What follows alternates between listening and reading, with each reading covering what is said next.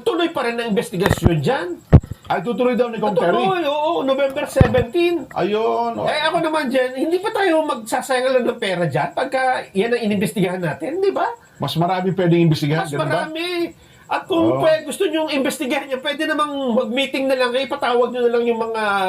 Hindi ba? Kasi yan, physical na pupuntahan eh. Di baka naman may nakikitang importante si Kong Terry doon sa usapin ng Dolomite Beach. Nakita niya dyan yung kanyang titulo sa Harvard. Na Titulo sa Harvard? ipinapakita niya ngayon. Kasi sabi ng mga netizen, Oo. anong klaseng katalinuhan mayroon ka? Na pati ang Dolomite Beach, nakiganda-ganda. I-investigan mo. Samantalang napakaraming problema ng bansa. Oho. Na isa kang BOBO. Naku, masakit yun ha. Di ang sabi ni, anong BOBO? Tingnan nyo, eto aking mga sertipiko. Ay, pinakita yung mga credentials na ngayon. Alumni ako ng Harvard. Abay, congratulations po.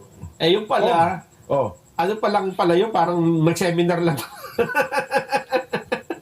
Nung hinahanap, Na fact check ba? hindi naman pala makita na siya ay talagang nag-graduate doon dyan.